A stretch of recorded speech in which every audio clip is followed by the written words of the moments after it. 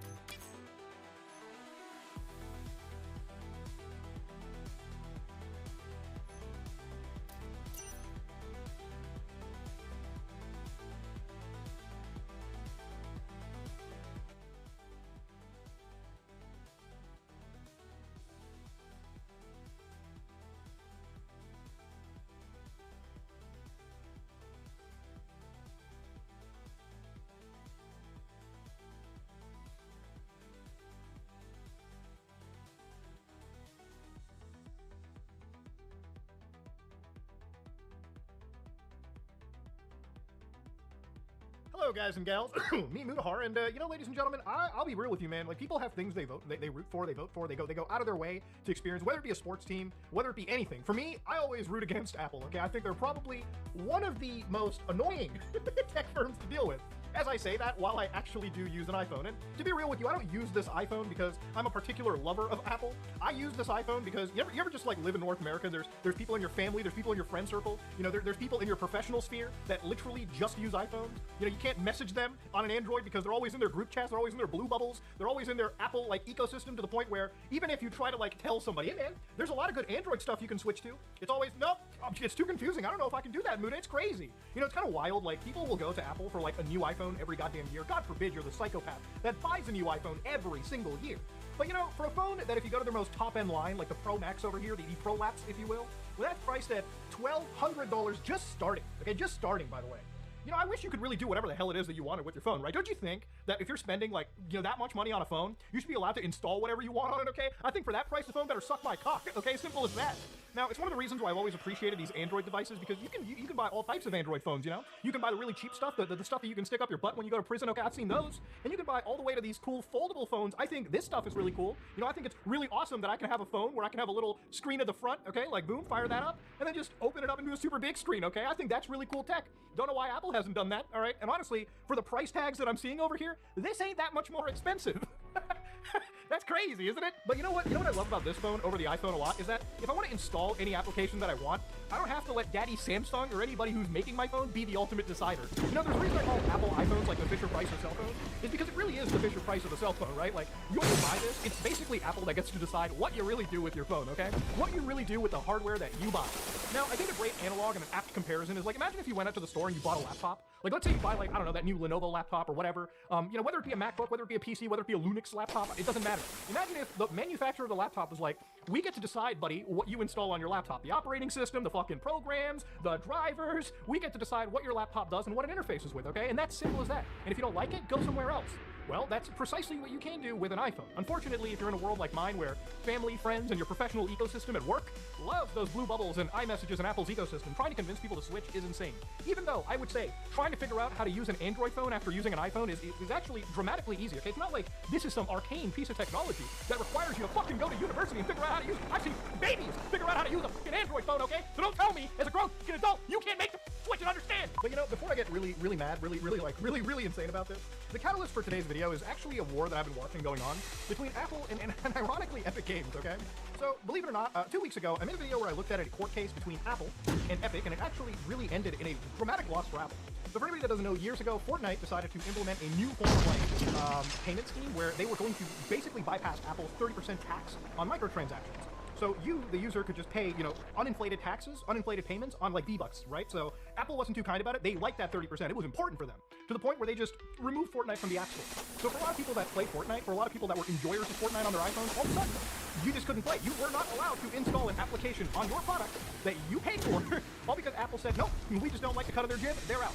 Now, I think that's disgusting. I think it's wrong. And ultimately, after years of a lawsuit, Apple lost. Epic Games and their lawyers, and Apple's executives, turned out Apple was actually kind of trying to be a little deceitful to the court. They were kind of lying. They actually lied in the courts. And the courts did not like it. Apple thought that they could present something to the courts that was, you know, something that they could pull the wool over their eyes, not knowing that the courts in America could do the same experimentation, come to the same fucking conclusions, that Apple is mostly full of shit, and basically just completely trashed them in court. Now, because of that court ruling 2 weeks ago, everyone's wondering, whoa, so we're just going to get Fortnite back on a phone? Now, this is beyond Fortnite. This is beyond anything. This is the ability for you, the user, to have access to software on a device that you paid for without basically being told by your internet parents, in this case Apple, what you can and cannot do on your device. And I think that is really important, okay? And I think the important part about this is if this can happen to Apple, I want to see this happen to things like PlayStation, to things like Xbox, to things like Nintendo, to really any device, right? You know, one of the gotchas that people do for me when it comes to like physical and digital games, like I buy a lot of these physical games, I love them. But you play on the Steam Deck and Steam and PC, where everything's digital.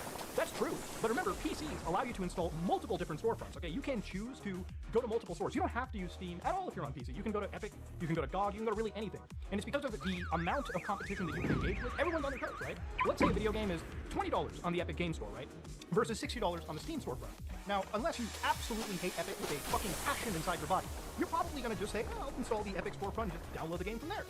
Now, that keeps all the other companies on their toes. They might have to price down, they might have to price accordingly, but you get what I'm saying, right? Whereas when you're on an iPhone, or a PlayStation, or an Xbox, or a Nintendo device, there is just one place for you to download and purchase your stuff from. So effectively, all the sales, all the means of distribution are controlled by one person and their rule set, okay? So if you lose access to that control, if you lose access to that distribution, you're also losing access to the ability to install applications and all the functionality to a device that you paid for. These are not just phones, these are entire computers that we're paying computer prices for. You know, it's crazy to me that when you go to Europe, when you go to like the other side of the world, because of the laws, Apple is forced to let you install Fortnite and all the other applications imaginable because of the law that tells Apple that they can't be the sole decider. But if you come to here, Canada, North America, or US, or Mexico, or really anything, anywhere other than the Europeans, Apple basically gets to be the ultimate decider. And I don't think that's okay at all. I don't think that's ever been okay, all right? And I have always been an advocate against it. You know, it's one of the reasons why like these things like Alt Store are one of the most used applications and services on my actual smartphone. This is the only real way for me to install side-loaded applications that are outside the App Store. And I don't even know if what I'm doing here is entirely legal. Honest to God, sometimes I feel that the way that this application is built and these loopholes are created, Apple might just even ban my account because they don't like what's going on here. And honestly, I don't agree with it. I don't understand why Apple is so fervently for it. But anyways, what was kind of wild over here is after Apple lost this case, surprisingly speaking, Fortnite on the iOS devices is still somehow not available. For some reason, according to whichever side, and there's a mixture of, you know, constant information, you cannot access this game because apparently it's stuck in approval hell. So for anybody that doesn't know, when you make an application for the Apple product or, you know, Android storefronts, you have to send them a copy of your app, the app gets checked, and then it gets approved through a system. Now this approval can take, you know, a random amount of time. But I feel like when it comes to Fortnite, this has been such a goddamn L that Apple has had to have that they are apparently seeming to think they're above the law. They're beyond this legal like requirement of bringing this application back, and they're doing everything they can to basically limit this fucking game from getting through. It's to the point where like the Streisand effect, it's a really important thing we talked about on this game. You know, people who do not care about Fortnite whatsoever are probably more interested in playing this just to get a fucking Apple at this point. So thankfully, we actually have the Epic motion right over here in the court documents. And again, it's them saying, listen, on May 1st, they notified Apple that they were going to bring that Fortnite back, okay? They were going to submit that for review. So on May 9th, they submit a build of Fortnite that complies with all of their guidelines, apparently according to Epic. And what they said that Apple did not act on Epic's submission for a full 5 days, even though it generally approves 90% of this stuff within 24 hours. So I guess it's implying, like, you know, let's say you have a 5-day review period. The guys over at Apple were like, you know what, just to fuck with Tim Sweeney, okay? Tim Apple decided, yeah, just hold off, okay? Wait, make all the time go up, okay? Because I mean, the ball's in their court. But of course, what Apple says over here is Apple's decision to block Fortnite is a clear violation of the injunction. Apple pretends its denial is simply an exercise of its contractual right, recognized in the sport's post-trial Rule 52 order. So here's the interesting part about this, right? Like, I actually want Apple to keep kicking and screaming, because the longer that Apple kicks and screams, and the more money that's spent from Epic's lawyers and bringing this attention to the court again, I wonder if this goes beyond just, hey, Apple's, you know, 30% cut got threatened, to like, wait, maybe we shouldn't just let one company control what people install on a device owned by millions upon millions of people internationally. And I think if you're like the biggest Apple simp in the world, you have to be siding with Epic just so that you have more options on the device you pay for. Remember, don't be a fanboy of a company. Apple in San Francisco could give a fuck what you think, okay?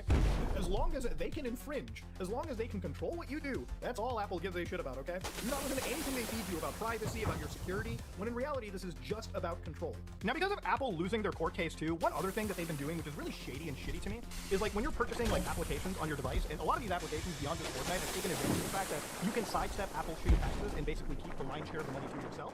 Apple has now decided to put these like surging health warnings on your device and say, this app does not support the App Store's private and secure payment system. It uses external purchases.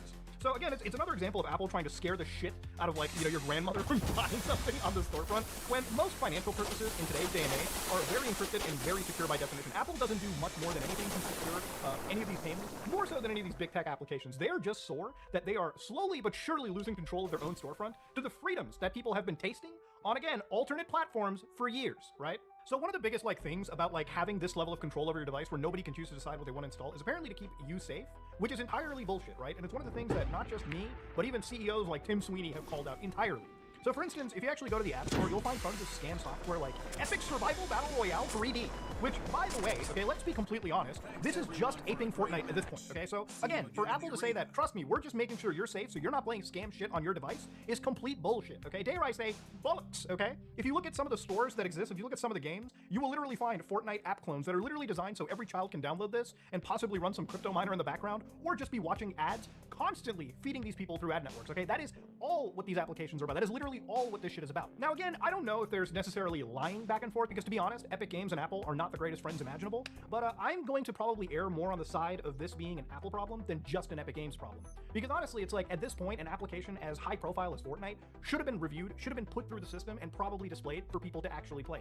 The fact that it's taking so long, with no real like explanation from Apple as to like any rule busting, shows that this is again a company deliberately trying to control what it is that you do on your device. Which I think ultimately, like, if you take away all of the goofy Fortnite versus Apple from this, it's really just control. I think if you're somebody that's an iPhone lover and Apple enjoyer, you probably should be on the side of Tim Sweeney. You probably should be on the side against Apple, deliberately controlling what you can and cannot do on your devices, okay? Honest to God, to end this video off, I think, realistically speaking, Apple could probably have the greatest smartphone. Like, it would probably be just a million times more competitive with Android if they actually just allow the same level of freedoms and controls that Android devices have allowed since the beginning to Apple devices, okay? It's crazy how, like, literally it feels like, you know, every other, like, iOS update that there's probably some feature aped from Android over to the Apple side, but never the features that I think really matter. The features that really cater to the power users, the features that allow you to purchase a smartphone for thousands of dollars and actually use it as an actual computer, as an actual standalone device, as a device where you have some level of control over. I don't know why Apple is so fucking horny to keep you in the same loop, but it is something that I feel should be addressed. If you like what you saw, please like, comment, and subscribe. Just like if you dislike, I am out.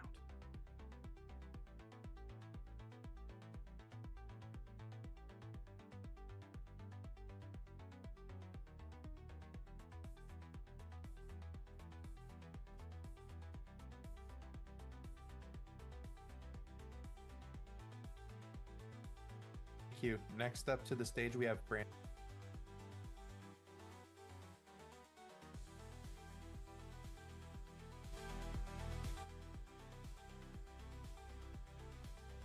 Imagine I'm an artifact in the Vatican, behind hundreds of miles of locked doors. The smallest country on Earth houses the oldest continuously operating institution and guards priceless treasures beyond miles of locked doors. And the area sits upon what was once a narrow circus where early Christians were martyred. That's not very funny. We're talking about the Vatican. There's a lot of theories and a lot of conspiracies that I've been seeing wash up, and I figured, you know, that little smoke coming out of the thing, we had a new pope, you know, let's talk about it. Let's talk about some of the craziest stuff that's been going on behind the closed doors of the Vatican. There's a lot of wild stuff, though. It's a beautiful building. Look at it. Wow. I don't know anything about the Vatican. Even if the Vatican harbored no secrets, it would still be an enigma wrapped in a casket, aka a full-length garment of a single color worn by certain Christian clergy, members of church, choirs, acolytes, and others.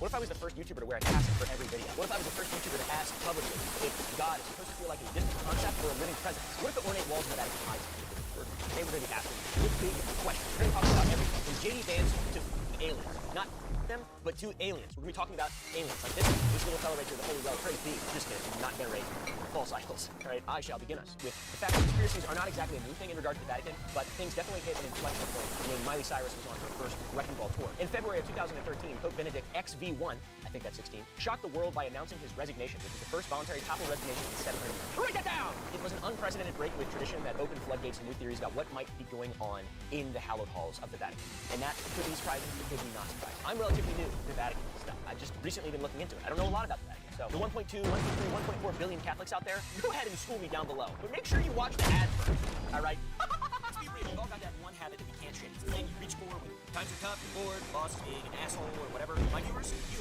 know that I like to keep it 100 emoji. So when I tell you that Fume changed the game for me, you know that I'm not just quite literally reading some script.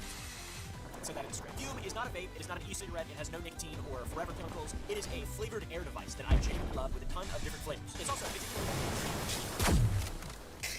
a thing that feels valuable, it's heavy, it's weighted, it has a cool wooden feature to it. There's no charging, no batteries. Once again, it's just flavored air. It's not an addictive thing. It's a much better alternative to those things. Over 500,000 people have already made the switch with Fume. That's like 5 sold-out stadiums for Creed. They've got any flavor you can imagine, from crisp mint to cinnamon hearts to grapefruit and a bunch of other ones I love. Cinnamon is my new favorite. Right now, you can grab the Journey Pack with code Oopaville, and they'll throw in the free Fume topper. You can't spell Fume without W's in chat or whatever. Go to the description down below, go to tryfume.com/Oopaville, or scan this QR code today. Thank you for supporting the channel. Thank you, Fume. Appreciate it. The Vatican spans 109 acres, houses 825 citizens behind walls, guarded by men in wacky uniforms carrying helmets. It prints its own money, has its own license plates, and maintains diplomatic relations with 183 other countries, despite being smaller than golf courses and like a lot of farms that are right beside me where I live in rural Texas. By the way, there's 195 countries. So having relationships with 183 is having relationships with all the ones that matter, all right? What countries do you not have relationships with, Vatican? Six Flags?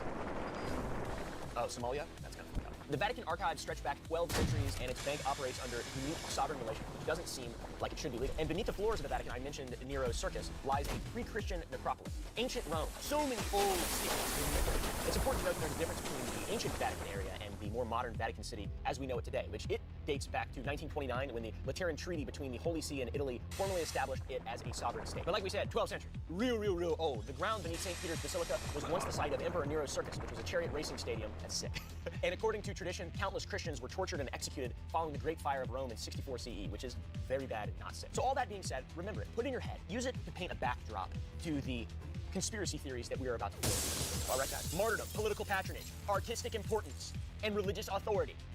And awesome outfits. Now, because I'm the first section we're going to be talking about is the Vatican shadow government and banking ties. Oh, God. This one's going to get me hanging from a bridge with bricks in my pocket and $13,000 in various currencies in my wallet. That actually happened. We're going to talk about that. On June 18, 1982, a London banker spotted something dangling beneath Blackfriars Bridge. It was Roberto Calvi, a chairman of Banco Ambrosiano, dubbed God's banker for his Vatican ties. This man hung from a noose with 5 bricks stuffed in his pockets and exactly $14,000 in 3 different currencies in his wallet. It was 14,000. I said 13,000 a moment ago. So how the f did a middle-aged bankers not known for their physical prowess, also middle-aged people not known for their physical prowess, hoist himself over a bridge railing with pockets full of bricks? Authorities initially ruled it as suicide, but in combination with the bizarre physical circumstances, there was bizarre symbolic circumstances. It was the Blackfriars Bridge, their traditional attire matched that of the Greece, and more significantly, his death came precisely as Banco Ambrosiano collapsed with the Vatican Bank as its main shareholder and $1.3 billion missing through phantom loans to shell companies, most of which were controlled directly by the Vatican's Institute for Works of Religion. Ah, crap. Dang it! When forensic investigators finally examined the evidence a decade later, they discovered that Calvi's hands had no brick dust, despite supposedly handling bricks, and his necktie showed no signs of rope fibers that would have been present if he had actually hanged himself. The verdict eventually changed to murder, but the 5 folks that were eventually tried in Rome were all acquitted, despite multiple witnesses placing them with Calvi shortly before his death. So, you know, I guess take the L, Calvi. That doesn't seem fair. It seems insanely corrupt. The case connects directly to Propaganda 2, aka P2, which is a Masonic lodge operating as a state within a state in Italy. On March 17, 1981, Italian police raided the villa of P2's worshipful master Licio Gelli, discovering what investigators would call a shadow government. Membership lists named 962 prominent Italians, including 43 parliamentarians, military generals, intelligence chiefs, and media moguls. And former P2 member Francesco Di Carlo later testified that Calvi was killed because he had taken money from the mafia and the Vatican that was for other purposes. Dude, of course. The bricks in the coat thing, I mean, that's mob shit anyway. What the fuck? At the center of the web was Archbishop Paul Marcinkus, a 6'4" American who ran the Vatican Bank from 1971 to 1989. America! And when questioned about financial improprieties, Marcinkus infamously declared, "You can't run the church on Hail Mary." I love that. That's a good one. This statement became his epitaph. That reminds me, join the Gump Club. You can't run the church on Hail Marys. Go to gump.club to watch behind-the-scenes epic footage and uncensored videos. It's pretty cool. It also supports the channel. Go to gump.club. Italian prosecutors tried to indict him multiple times, but Marcinkus remained protected within the Vatican walls using his diplomatic immunity to avoid prosecution until his mysterious death in 2006. Mysteriously, he died from a self-inflicted gunshot wound to the back of the head. That was a lot. We all know what happens when there's shadow governments. A bunch of powerful people get in charge. You have control over a lot of people. The Catholic Church basically and implicitly has control over a lot of people. If you just say, like, hey, give me a bunch of money for the church, you know, so we can keep these artifacts and stuff, and we can read this note from Henry VIII. People will give you a lot of money if you ask. Catholic Church, kind of like the original YouTube, the original influencer group. In 2013, Pope Francis implemented reforms and closed 5,000 suspicious accounts and established a new level of financial oversight for the church. This next part in regard to the shadow government is very insane, so try your best to keep up, because this was a lot of research and this was confusing to me, but also it makes sense in the end. The Vatican's financial network extends through the Sovereign Military Order of Malta, the SMOM, which is an entity granted sovereignty despite controlling no territory. They're called the Knights, and the Knights maintain diplomatic relations with 112 countries. They issue their own passports and operate diplomatic pouches that cannot be searched or sieged by any government. It is dramatically unusual. No other entity in the world possesses such privileges without controlling actual sovereign territories. This is like the CIA within the CIA. Speaking of the CIA, former CIA operative E. Howard Hunt admitted in his memoir that the Knights of Malta provided perfect cover for intelligence operations. For example, the Knights' diplomatic status was recognized even by Iron Curtain countries during the Cold War, and it made them ideal for unofficial couriers. What Hunt didn't mention in his memoir was the order's direct Vatican supervision through the Cardinal Patron, currently Cardinal Silvano Maria Tomasi, who reports directly to the Pope, the new Pope. And according to investigative journalist David Gallup, the Knights function as the Vatican's intelligence arm, with particular focus on financial operations too sensitive for official channels, and their diplomatic immunity allows them to move people, documents, and assets across borders without scrutiny, which creates what intelligence professionals call perfect cutouts for deniable operations. These guys are elite. The Knights of Malta are elite. I had no idea what they were. I've never even heard of them before researching for this video. Even more central to Vatican power is the Society of Jesus, aka the Jesuits.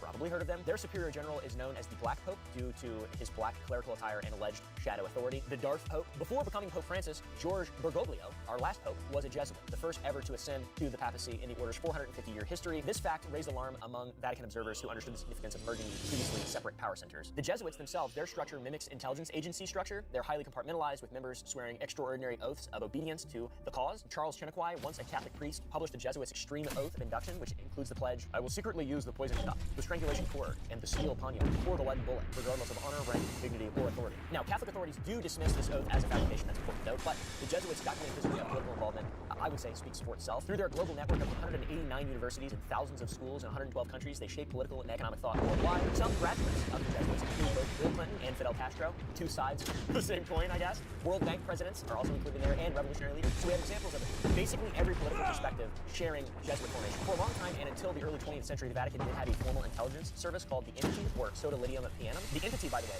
crazy name for an intelligence service. It was officially disbanded in 1921, but intelligence experts contend that it didn't vanish, and it just went underground, became even more secretive. Why would you disband that?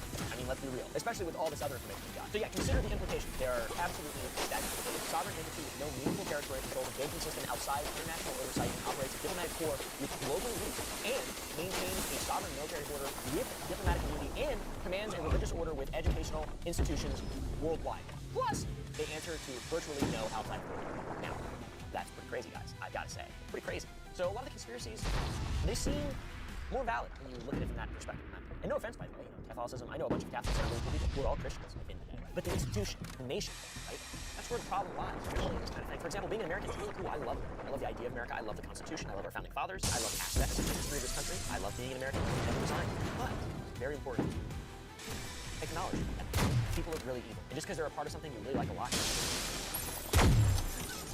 you know? I don't know. What do I know? Nothing. This next section is about the secret archives of the Vatican, which is, the fact that they have secret archives is kind of a misnomer, honestly. I was going to say it's crazy, but it's actually wild. But we'll get into it. It is very wild.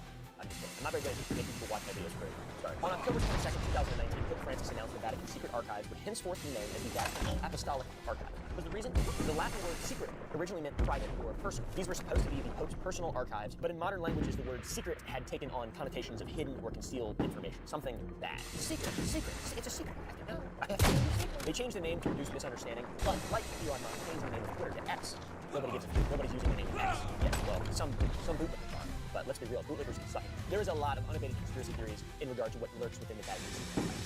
A lot. The archives contain approximately 53 miles of shelving and climate-controlled bunkers, housing documents spanning 12 centuries. Among the confirmed treasures are Henry VIII's letter requesting annulment from Catherine of Aragon in 1530, complete with the signatures of 85 English noblemen, Galileo's trial documents from 1633, and letters from Michelangelo complaining about payment for the Sistine Chapel. You know, he was in Turk, he designed all this. He made this thing. This famous thing, fingers touching. He's a famous sculptor, artist, just all around.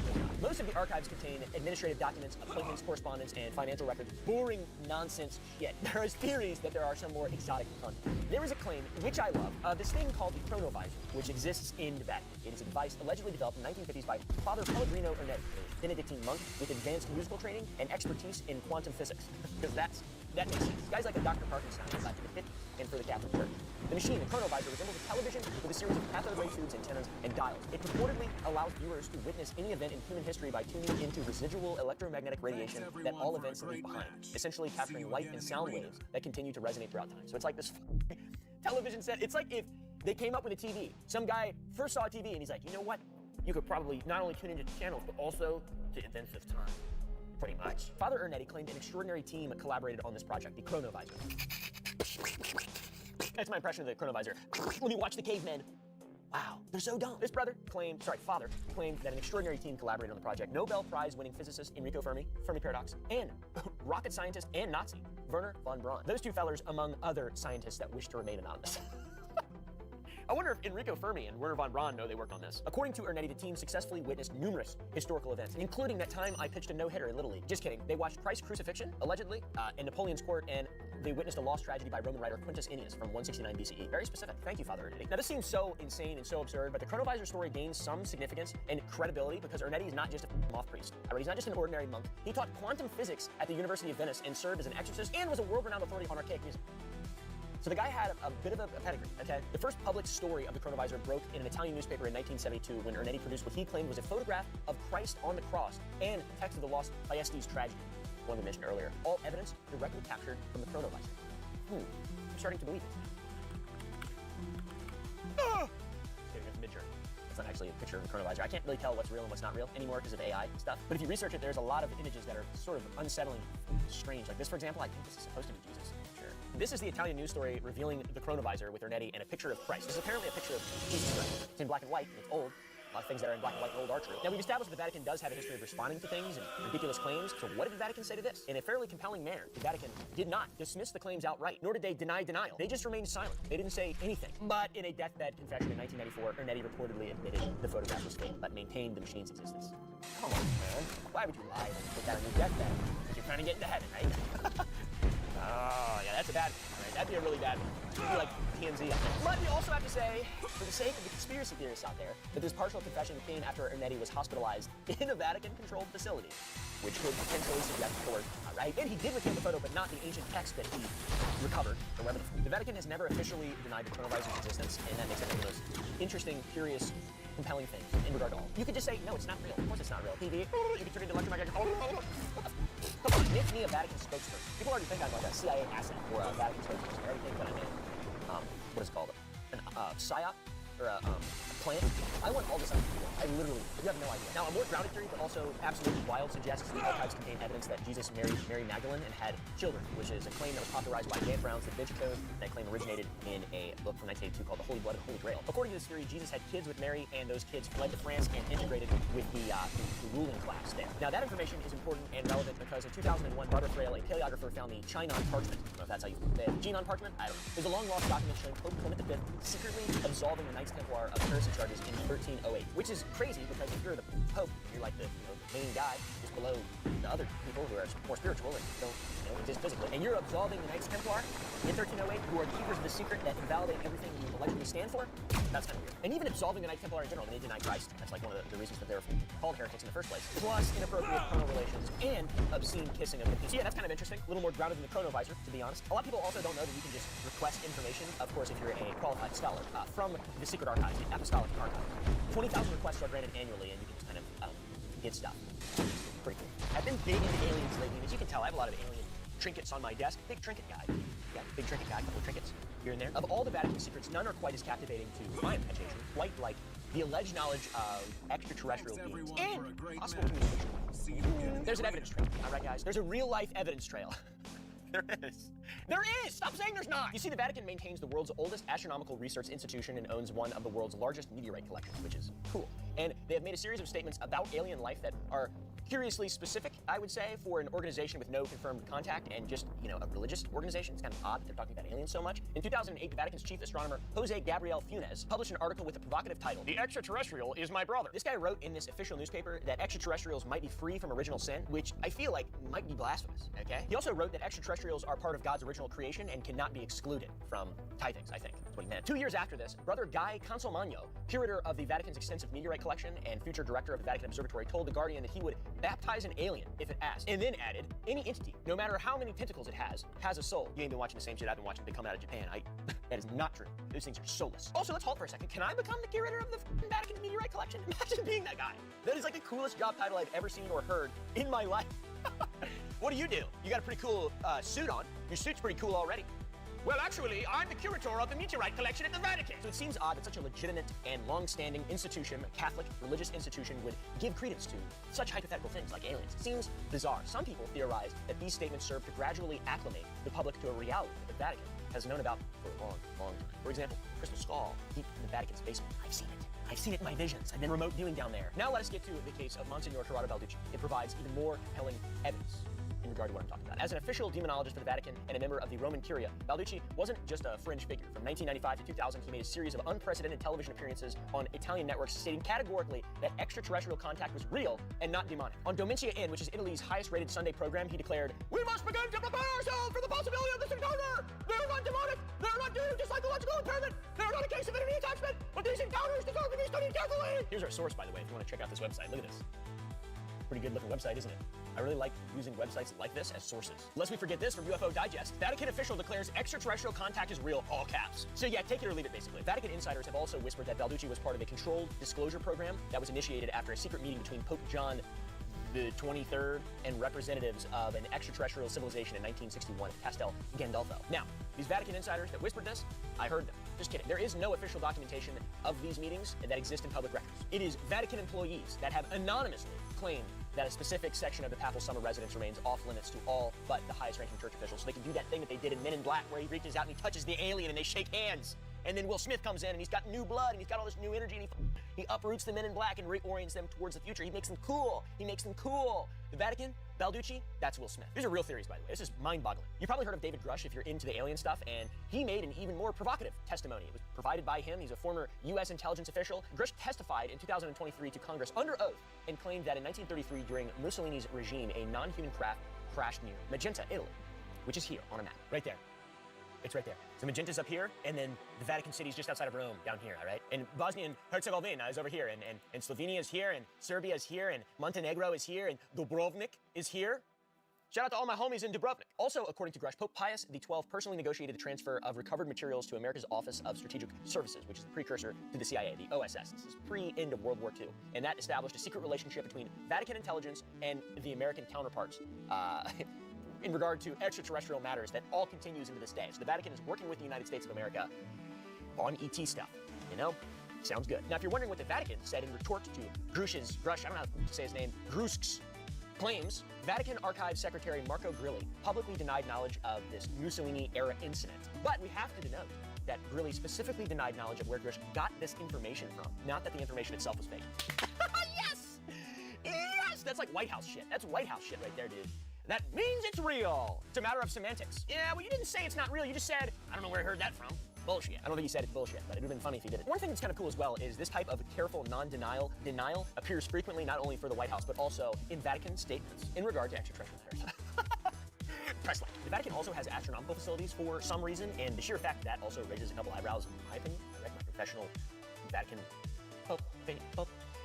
The Vatican has the VATT, Vatican Advanced Technology Telescope. Terrible name. Besides it just being weird that they have an astronomical facility, one of them, that they have the Vatican Advanced Technology Telescope, that sits perched atop Mount Graham in Arizona, which was a location that was sacred to the Apache people who fought the construction of the VAT for years through litigation. They didn't want them to build it there, but they really wanted to build it there. That location was so vital that the Vatican lobbied Congress to pass the 1988 Arizona-Idaho Conservation Act, which specifically exempted the project from environmental and cultural protection laws that would have applied to any other organization. Ooh, what the f? The rules do not apply to us. This culture does not matter.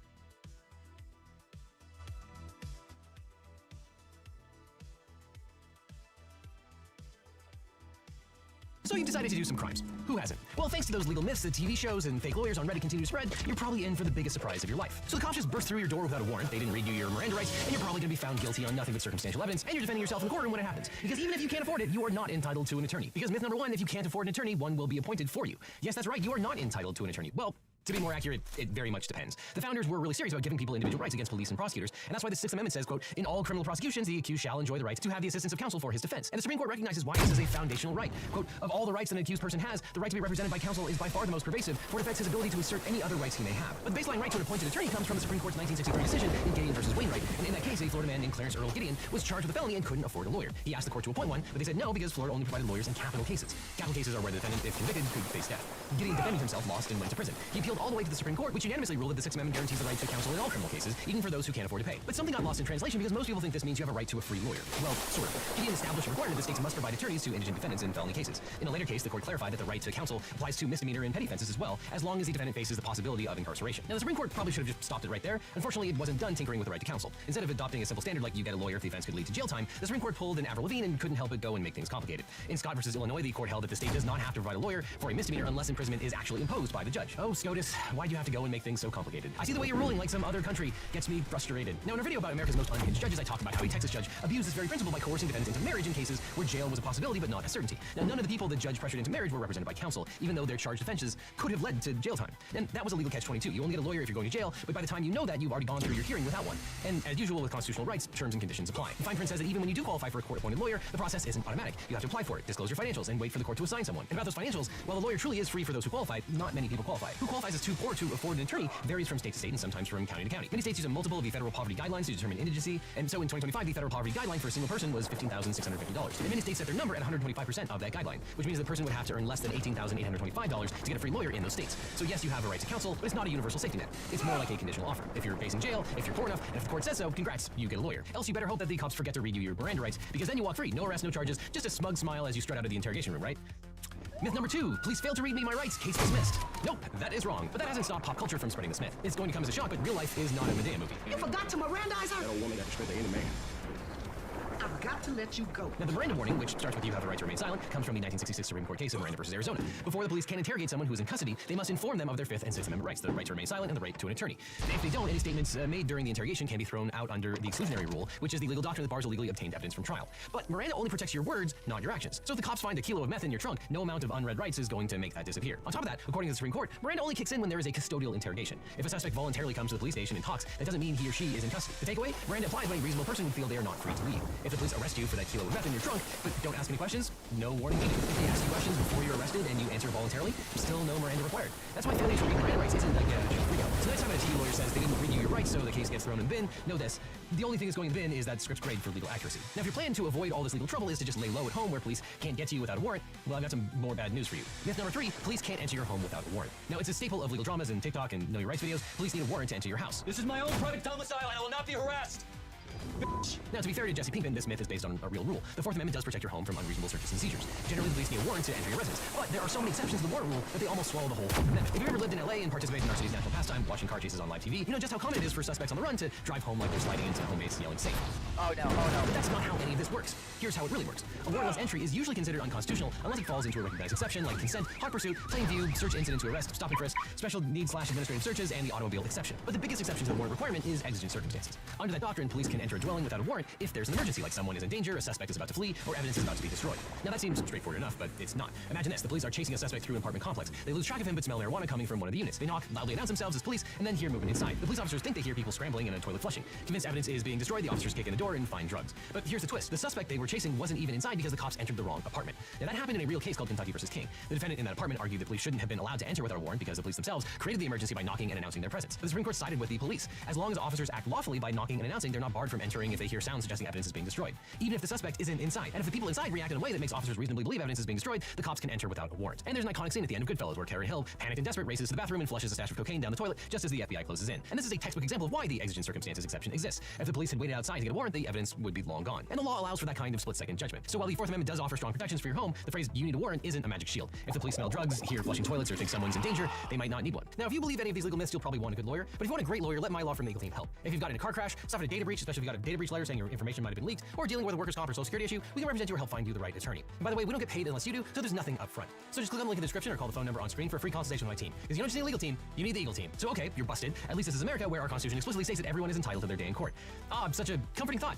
I think you know where this is going. Myth number 4, everyone is entitled to their day in court. Now, in America, we do things by the book. And that means that if someone has wronged you or you were wrongfully accused, you get your chance to face off to prove your truth. It sounds like a constitutional promise. And yes, the Constitution does talk about trials. Article 3, Section 2 says a trial of all crimes except in cases of impeachment shall be by jury. The 6th Amendment guarantees that in all criminal prosecutions, the accused shall enjoy the right to a speedy and public trial by an impartial jury. In 1968, the Supreme Court established that the right to a jury trial is a fundamental right applicable to the states through the 14th Amendment. That's all true. But here's why people believe that everyone is entitled to their day in court. The right to a trial is not absolute. In criminal court, the right to a jury trial only kicks in if the offense is considered serious. In Baldwin versus New York, the Supreme Court ruled that crimes punishable by more than 6 months in jail are serious enough to require a jury trial. But for petty offenses with lighter penalties, you might face a judge, not a jury. And even when trial is possible, over 90% of criminal cases end in plea deals, not courtroom battles. So you may be entitled to a trial in theory, but in practice, most people never have one. And in civil cases, you're not automatically guaranteed a full-blown trial at all. Most lawsuits never make it that far. They get dismissed, settled, or decided through motions like summary judgment, where the judge rules there's no need for a trial because the law clearly favors one side. And of course, we've all seen Harvey Specter settle a billion-dollar lawsuit over bourbon and banter in the span of a single afternoon.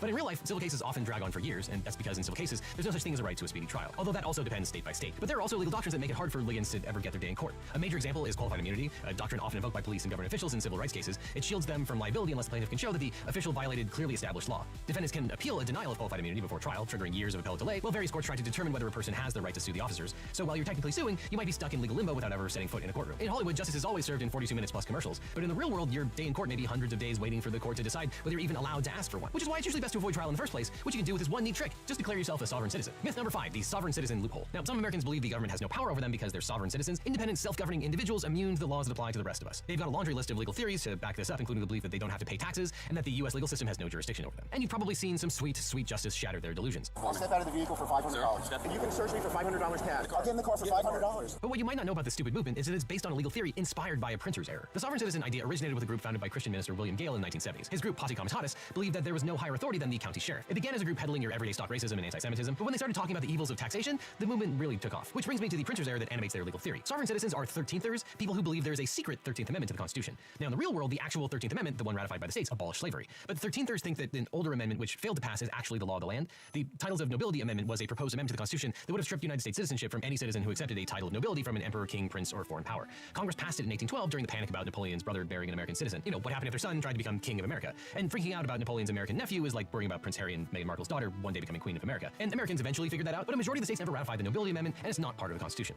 Do you hear me, 13thers? It's not a real amendment. However, in 1815, a Philadelphia printing house made the mistake of including the unratified amendment in its volumes. The error was not fixed until 1845. So for 30 years, untold volumes of text went out in the world representing that the 13th Amendment had passed ratification. But when the real 13th Amendment passed ratification and abolished slavery, the consequences were seismic enough to clear up any confusion about the typo. But that didn't stop conspiracy theorist David Dodge in the early 1980s from finding himself a copy of the Constitution with his error and having a big eureka but stupid moment. He concocted an elaborate conspiracy that this secret 13th Amendment actually invalidates the entire U.S. justice system. Why? Because lawyers and judges have titles. Lawyers use the title Esquire, and judges are known as the Honorable, or, Your Honor. So sovereign citizens think that lawyers and judges, through licensure, accept titles and therefore are no longer American citizens. Now, all of this, of course, has been thoroughly rejected by the courts. So sadly, I can't force anyone to call me Sir Devon Stone, defender of the sovereign laws, or legal eagle baron of the bench. And titles of nobility are already banned by the Constitution. See Article 1, Section 9, Clause 8. So America doesn't have an official aristocracy. When a lawyer dies, their children don't inherit the law license. And lawyers are still U.S. citizens, at least for now. But it doesn't matter how many times the courts slap this theory down, people just won't give up on it. And sovereign citizen lore is beloved by jailhouse lawyers, inmates who know just enough law to file long-winded legal briefs arguing the courts do not have any jurisdiction over their cases. And you can probably excuse people with no legal training who barely have access to a law library from falling into the sovereign citizen trap. But this bogus legal theory has also been championed by people who should know better, like the Iowa Republican Party. Iowa Republicans put the missing 13th Amendment into their 2010 party platform, and they tried to argue that President Obama forfeited his citizenship by accepting an award from the Nobel Prize Committee, which was apparently a foreign state.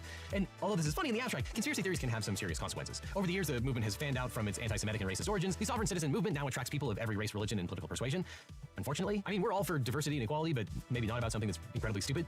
But sovereign citizens have been known to file notices of liens against property for the purpose of harassing the true owner, and this tactic, which has been called paper terrorism, clouds title to real estate and other property. People espousing sovereign citizen theory produce fake arrest warrants, forge banknotes, and even issue their own currency, which, I shouldn't have to tell you this, are very much crimes. But let's say that doesn't stop you from picking up some criminal charges. You finally get your day in court, and you're feeling optimistic that the jury's gonna find you not guilty for all the wacky sovereign citizen crime you definitely did not do, you rascal, because all the state's evidence is circumstantial.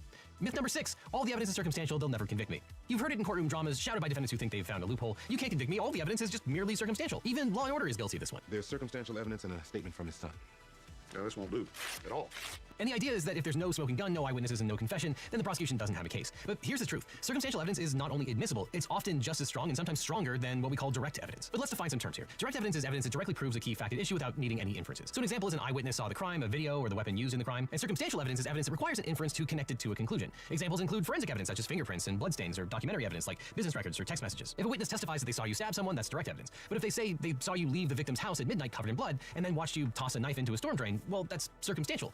But that seems pretty strong. And a jury can convict you on that evidence alone. And that's why juries are routinely instructed that the law makes no distinction between the weight or value to be given to either direct or circumstantial evidence. Circumstantial evidence is not a lesser form of proof, it's just a different kind. As the Supreme Court has long recognized, circumstantial evidence is not only sufficient, but also maybe more certain, satisfying, and persuasive than direct evidence. And in fact, most juries believe that DNA evidence is the gold standard for determining whether someone is guilty. But DNA evidence is generally considered circumstantial. It does not directly prove a crime was committed, but it can be used to infer a connection between a person and the crime scene or an object. So circumstantial evidence isn't lesser evidence. Pop culture gets that wrong a lot. But lawyers can definitely attack the inferences drawn from the circumstantial evidence. And when it comes to destroying circumstantial evidence, no movie has ever been more accurate than My Cousin Vinny. What is this rusty, dusty, dirty-looking thing over your window? It's a screen. A screen. It's a screen. He is walking the witness down a logical path that he's not going to be able to get out of, which is that there's a lot of stuff between his vantage point and the events that he is an eyewitness to. And the eponymous Vinny doesn't argue that the evidence is invalid because it's circumstantial. He just shows that it leads to the wrong conclusion. Now, my cousin Vinny's mastery of circumstantial evidence is a big reason why I called it the perfect legal movie, and that's because of its screenwriter, Dale Launer. And if you love the movie like I do, you can check out the extended cut of my interview with the screenwriter on today's sponsor, Nebula, where we really get into the legal nuances of this masterpiece of courtroom drama. And for limited time, you can get a lifetime membership for Nebula. You can buy once and then never again. It's the greatest deal of all. Now, we've really been active on Nebula this year with tons of Nebula exclusive videos, like our analysis of how RFK Jr. can legally or not legally ban vaccines, or our video on unhinged judges that went too far. It's also the only place to watch my feature-length documentary, Bad Law Words Good, and a bunch of videos about lawsuits and topics that are way too not safe for work for YouTube. Because on Nebula, you can watch all of our videos ad-free and early, because our videos always go up on Nebula first. And you can check out tons of original videos from your favorite creators like Johnny Harris, Neo, Jetlag, Real Engineering, Real Life Lore, and hundreds more. And in particular, you can watch the Nebula original series called Modern Conflicts by Real Life Lore, which just dropped a gripping documentary about the manhunt for El Chapo. I highly recommend checking that out. Because what's truly special about Nebula is a creator-owned platform built by me and other YouTubers and podcasters. And because it's a subscription service, we get to work on larger, higher-budget productions than we could anywhere else. It's become the go-to place where creators can make content their audiences love, free from the constraints of the algorithm or unwanted outside pressure. And for those of you that want to share everything Nebula has to offer with your friends and family, Nebula is now offering an annual gift card. If you sign up using my link that's on screen right now, you can give a year of Nebula to a friend for 40% off the yearly subscription, a year of the best content for just $36. And that's a gift that you can give to yourself, by the way, because you deserve it. Or you can check out the lifetime subscription where for $300, you can get access to Nebula forever. We're investing in even more big concept, high-octane Nebula originals, and your lifetime subscription goes towards that investment. In a way, lifetime is the best possible deal of all. Either way, you'll get all my videos early.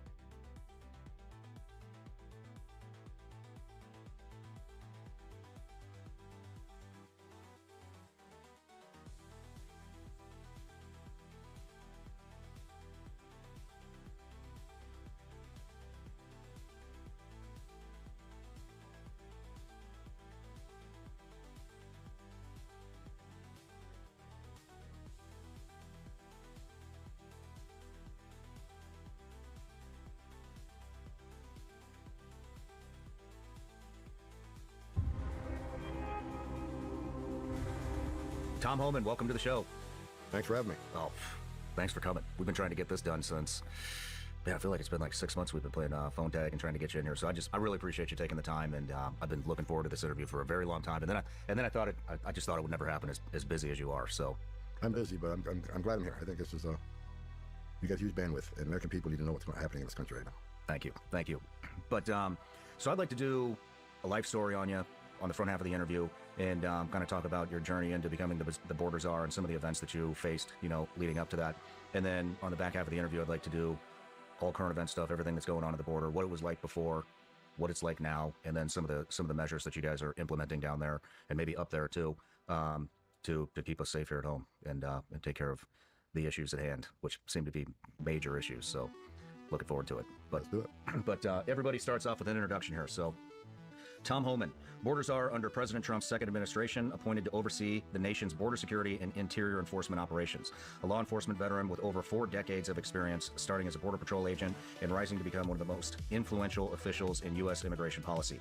Former acting director of U.S. Immigration and Customs Enforcement, ICE, serving from January 2017 to June 2018, where you shaped some of the most talked about immigration policies of the Trump era. Your Man of the Year congratulations on that, from the National Police Defense Foundation, and Border Hero Award from America's Voice. I think those both came out last week. Yeah, last week. Congratulations. And I waited to tell everybody that you were coming on just because of, who you are and all the security and stuff. And it was funny when I finally broke the news last week. For whatever reason, everybody that works for me started giving me their birth certificates and passports. So I don't know what's going on, but they're pretty tuned in. So, but yeah, so a couple other things real quick. Everybody gets a gift. I got you 2 gifts. The famous gummies. Vigilance Elite Gummy Bears, made here in the USA, legal in all 50 states. It's just candy until RFK outlaws it. So, but, and then another thing. Thank you. You're welcome. Found out you're a Catholic this morning. Yes, and so I want to give you one of those. One of my really good friends, Dom Razzo, sells these rosaries. And my journey to faith is relatively new. I grew up Catholic. And I'm still. Thank you very much. Yeah, and I think the Catholic religion there's one thing they get right for sure. It's protection. And with what you're facing right now, I'm sure you could use a little extra protection. So I carry one of those every single day. Carry one of these. What is that? St. Michael's. Love that. But, well, Tom. And the Virgin Mary on the backside. Nice. Carry both. I've covered both sides. Nice. Where'd you grow up? Small town called West Carthage, New York. Population about 2,500. What were you into growing up? Pardon me? What were you into growing up? Strong Catholic family. Married mom, dad, 7 kids. Grew up in farm country. there's two things you do in that little town. Either work on a farm or you work at Fort Drum, an army base up by there, or you're a logger, cutting down trees. So it's a small community, very patriotic community. I talk about that a lot. I mean, walking through this village I grew up in, just about everybody had an American flag on the front porch. It's like, I talk about in my books, like being in Mayberry. Everybody knew everybody, right? My mom and dad, very strong Catholics. And I think every mother in that village spanked me at one time or another. That's back in the day. The village made who you were. You know, it takes a village to grow a kid, and I give a lot of credit to the village I grew up in. And I'm serious. I think every mother in that village gave me a spanking one time or another, but that was okay back then. They just call your mom and say, I had to give Tom a spanking. But very strict family. My dad was a judge, so, you know, strict upbringing. But it was a very patriotic little town. We're only about 6 miles outside of Fort Drum. So I grew up in an era where police were highly respected, and people loved the country. I mean, literally American flags everywhere. It's a great childhood. It spooks me sometimes. Actually, I had such a great childhood. I'm afraid that I could not give my children the same childhood I had. Yeah. Where you wake up Saturday morning, ride your bike around the village, gathering up buddies to have a baseball game, and you play baseball all day. But the mill whistle goes off at noon. You knew you had to go home, at lunch, go back, play ball. Then at 5 o'clock, the mill whistle goes off again. It means you got to go home and have dinner. But it was a great childhood. Yeah, you don't hear too much of that anymore these days. You know, that's very similar to where I grew up. But do you have any brothers and sisters? Yeah, there's 7 of us. 7 of you guys. I got 1 brother and 5 sisters. Yeah, very strong. The thing is, what I'm proud about my family is just about everybody went to, you know, some sort of public service, right? Our brother, career fireman, just retired a couple years ago. All my sisters but one were a nurse.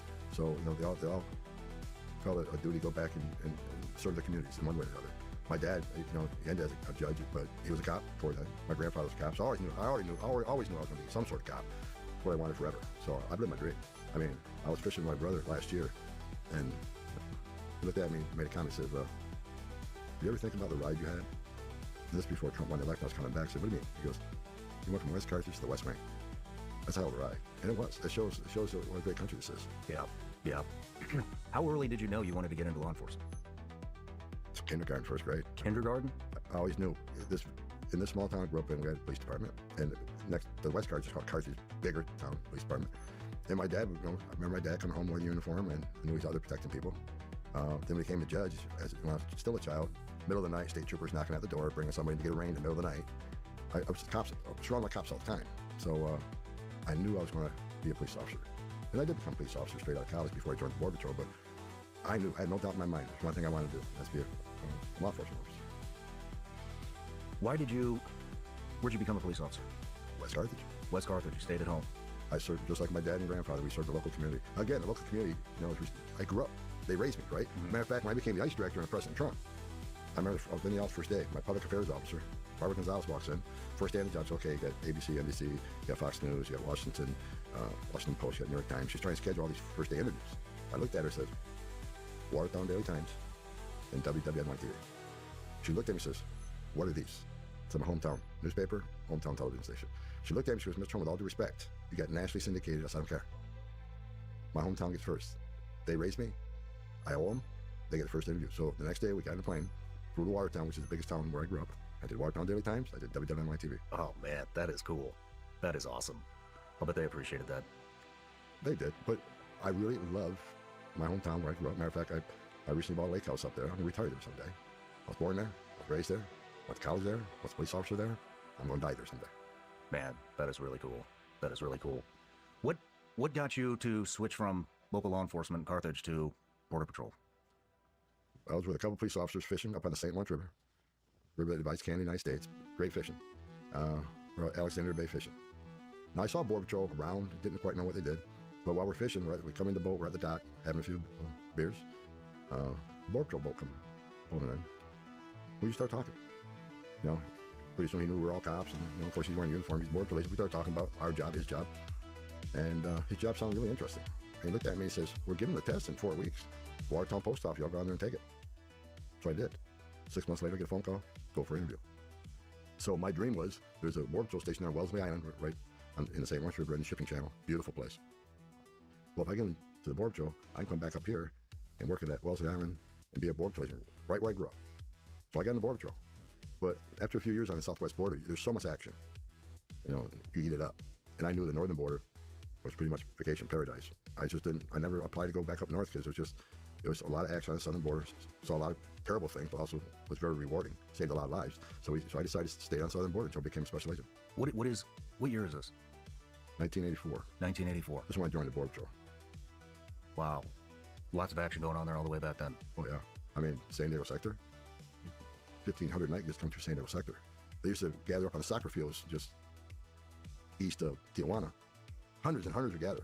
Then when the sun went down, these ran north. I mean, it's actually like a movie. You just grab what you could. I was in Campo, a smaller station, but as a GS5 Border Patrol agent, I tried to get all the overtime I could get. So I go down and work the overtime on the weekends or whatever days I had off to work, at the soccer field or work the checkpoints. But Illegal Grace was, there's very few Border Patrol agents, so you're overwhelmed every night down there. Damn. How long did you do that? 4 years. Then 4 I became years. a special agent, criminal investigator. What is the difference between a Border Patrol agent and a special agent? It's like a police department. You got your uniform division that on patrol. You got the special agents, more the investigators. So you investigate, conspiracies. You investigate alien smuggling and drug smuggling and trafficking, illicit trafficking of people and goods. So I left the uniform division. The uniform division became a criminal investigator, a special agent. So I went from Campo, California. It's a small station. When I got to Campo as a Border Patrol agent, I think I was like number 34. Now it's got 300 people there. So I went from there and became a special agent in Phoenix, Arizona in 1988. What kind of stuff were you investigating? Mostly immigration related, alien smuggling. I spent most of my time alien smuggling in it. So we're investigating, criminal cartels who smuggle people and smuggle drugs. So I spent most of my career doing that. But you do immigration fraud, people selling fraudulent green cards and birth certificates and worksite enforcement. Worksite enforcement came around 1986, 87. Did a lot of worksite enforcement. We went to companies, large factories, and arrested illegal aliens. But I spent most of my time in Phoenix in the anti-smuggling unit. So we're mostly working, the smuggling groups coming from Mexico up to the United States, Mexico and South America. Damn.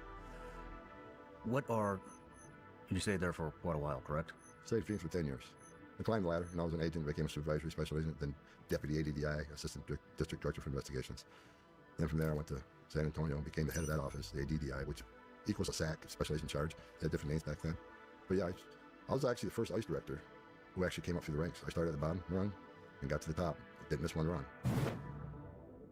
You've heard me talk about Patriot Mobile for a while now. They've stood in the gap for Americans who believe that faith, family, and freedom are worth fighting for, and they're the real deal. They've got cutting-edge technology, and switching is easy. Keep your number, keep your phone, or upgrade. Their 100% US-based team can activate you in minutes right over the phone. They're one of the few carriers with access to all 3 major US networks. That means exceptional nationwide. Of all my achievements, that's my most proudest achievement. I became an ICE director through the ranks, from the bottom to the top. And what I like about that is the 20,000 men and women that work for me. I never asked them to do anything that I do myself because I was one of them. So I'm very proud of that.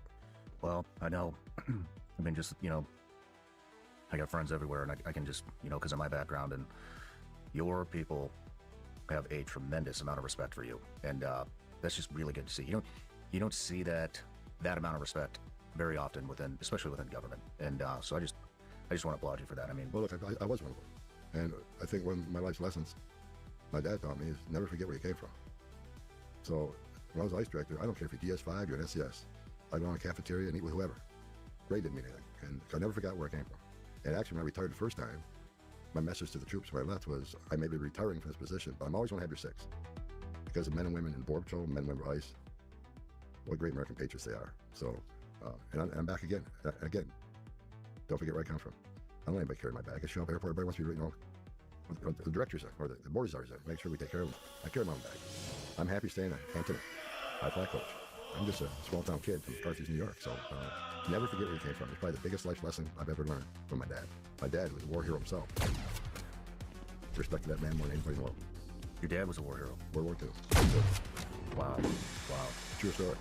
So he was a couple Bronze Stars, a couple hearts. Never knew it. Never knew it until he got really sick.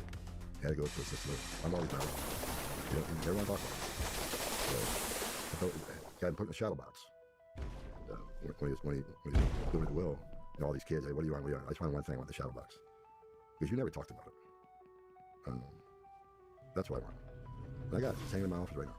And one day I was hanging in my office and I was ICE director, and John Kelly, who was the Secretary of Homeland Security, came in that day. Right away, keyed on the shadow box. He goes, they're not yours. No, so I walked up to him. I said, they're my dad. My dad never displayed it. My dad never talked about it. So I know they're pretty impressive. You get Bronze Star World War II. He says, yes, it was. He goes, no, these all mean? I said, no, I never did. So the picture, his photographer was with me. I took a picture of John Kelly walking through these medals. Remember the one there's a rifle that reached around, you know what that means? His dad was a gunfire. I didn't hear from the distance, he was involved. He walked me through all these things. And he says, do you know how he earned these? I said, no. You still don't know? No, I don't.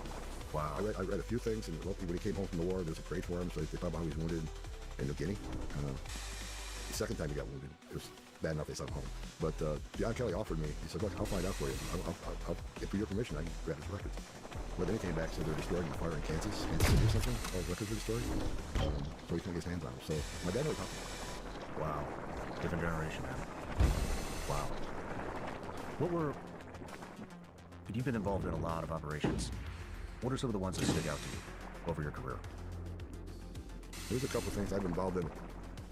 Probably created with Tom Holman you see today. He knows that. I get this question a lot. Why are you always angry? Why are you always mad? Not so much now, but the last 4 years, right? Because I wake up every day pissed off under the Biden administration. Because we handed that administration the most secure border of my lifetime. I've been doing this in 1984. And they unsecured it on purpose. And I knew when they unsecured it, more people die. More women and children were sexually assaulted by the cartels. Not only will more illegal aliens die, but more Americans are going to die from drugs coming across the open border. I just woke up today, can't believe they unsecured the border on purpose. For 4 years, I'm pissed off. And there's lots of videos of me yelling at members of Congress. You know, I worked for Fox News, for the last few years. I lose my temper on Fox News sometimes because of what I've seen in my career. The thing that probably, when I first joined the Border Patrol, I was in the Border Patrol a month. And I'm on patrol near Tecate on the back road, on forward drive sign cutting. And I see this guy walking down the dirt road. It was an illegal alien drunk. He just happened to he was living in Tecate and somehow got across the line just hanging out. And he's carrying something. How's he carrying it? With a baseball bat? What is it? So I told him, he was carrying a human leg. He was carrying a human leg that he found. It was just a bone that he found on his person, whatever. So of course, I'm bored for so I'll take him to custody, but I remember he was very intoxicated.